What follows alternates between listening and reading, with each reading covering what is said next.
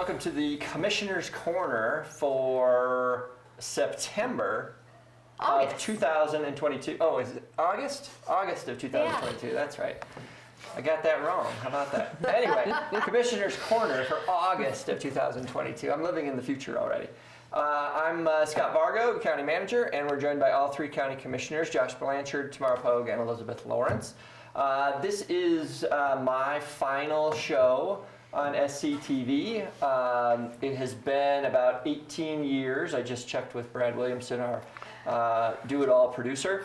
And we've been doing this since around 2004. I'm going to take my talents to a larger media market in the Front Range of Colorado, Golden, Colorado. So looking forward to that. I'm told that they do TV as well, and so we're going to bring back the Ovargo factor and fun facts of the week and all that kind of good stuff. So looking forward to that. I will send out kudos to Brad Williamson. Brad has been here the whole time that SCTC and SCTV have been around.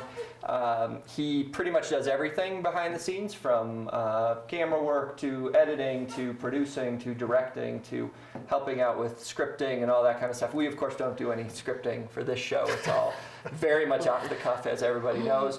But he's been a joy to work with from my days on the Ovargo Factor. To the County Connection, which is the predecessor to this show, to Commissioner's Corner, whose name I always forget. And so I'm still desperately waiting for that Emmy to come in. I'm hoping that maybe the finale will be our breakthrough show. I'll take a daytime Emmy, I'll take a local government Emmy, whatever they have, any category. I just want some sort of Emmy award. And Brad and I joked a little bit about some sort of video montage of blooper reels or something like that. The problem is, as you'll notice in the very opening segment, when we make a mistake, we just keep going. Right. So the bloopers are all built into the shows, and so there's no reel to be pulled apart. Best of segment. Yeah, best of the worst of segment, perhaps. So anyway, thanks for everybody that's watched over the years. I hope that we've provided some information that was valuable to people, and with that, we will jump into the actual show. So. Elizabeth, we're going to start with you. We're going to talk about short-term rental regulations. All right, short-term rentals. So we are under a moratorium right now in unincorporated Summit County for new short-term rental licenses. We had this last fall, as people remember, and we were waiting on more data then and knew that we would most likely go back under a moratorium. That's what we're doing now with a really robust stakeholder process, public process, as well as continuing to gather data. So we recently just wrapped up a series of town halls across the county to get input from folks, both good and bad, on what they thought about short-term rentals in their community. Has it impacted them? Has it taken away housing? What's it like living next door to them?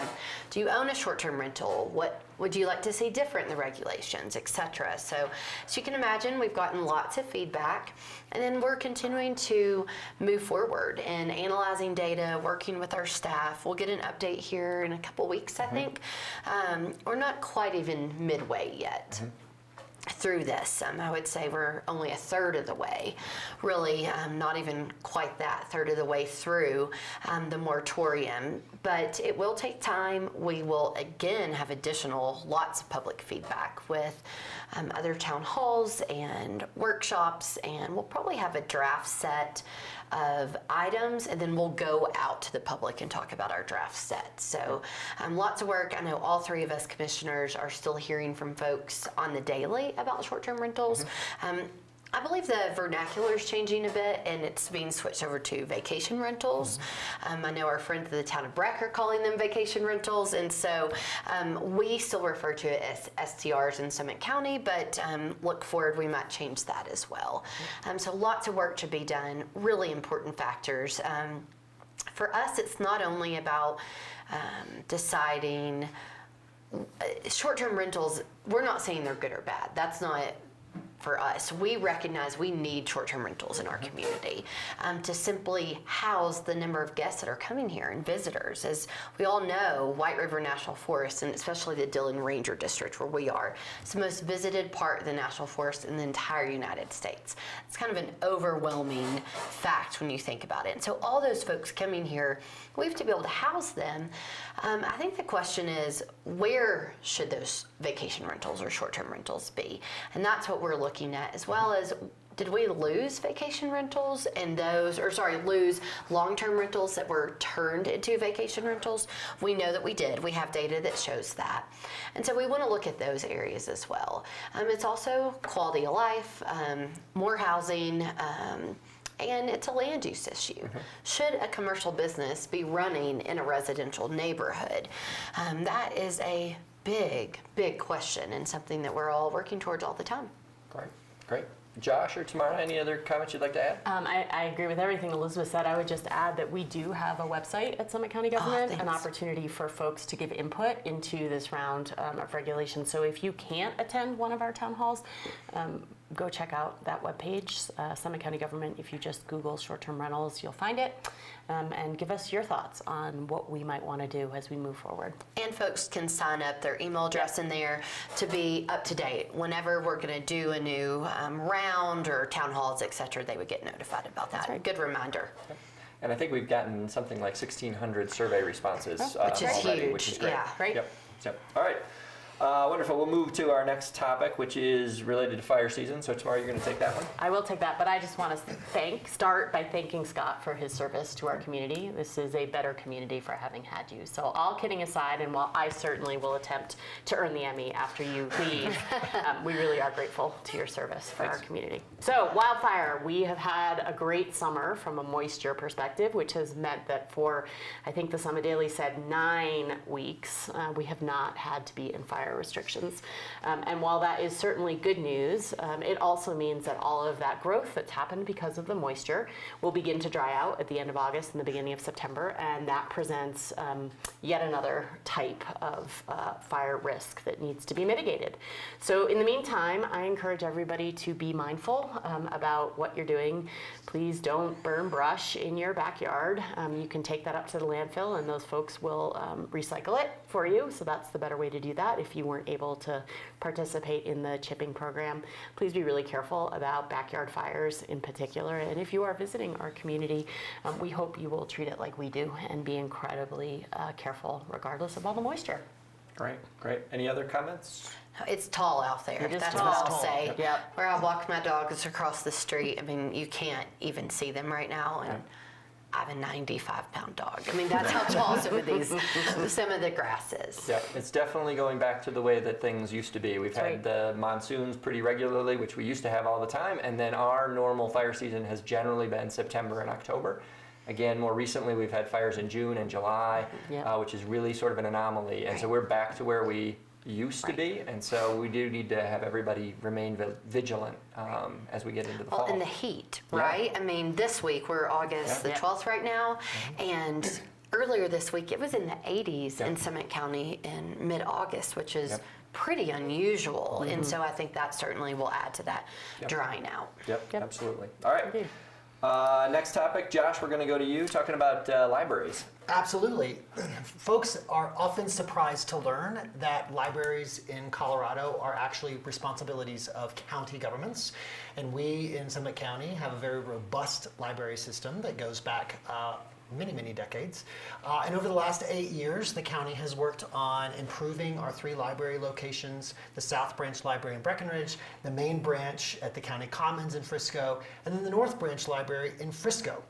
And we are excited that our final of the 3 libraries is about to undergo its capital and expansion project. It's going to be a larger footprint, provide for more community programs, more after-school type activities, a little more space to do the great work that our libraries do. And so the North Branch Library has now been temporarily relocated to the Bluebird Market, 2nd floor in Silverthorne.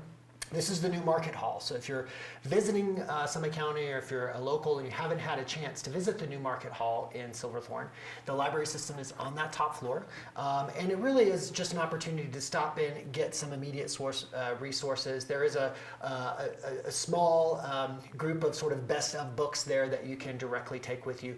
But the good news is that the Market Hall will allow, we're working with the Market Hall to do a lot of those programs that Summit County residents like to take advantage of. So those programs for kids, programs for adults, so that's a great space for those to continue while we expand the North Branch. So very appreciative of our partners with the town of Silverthorne and of course Market Hall, Bluebird Market.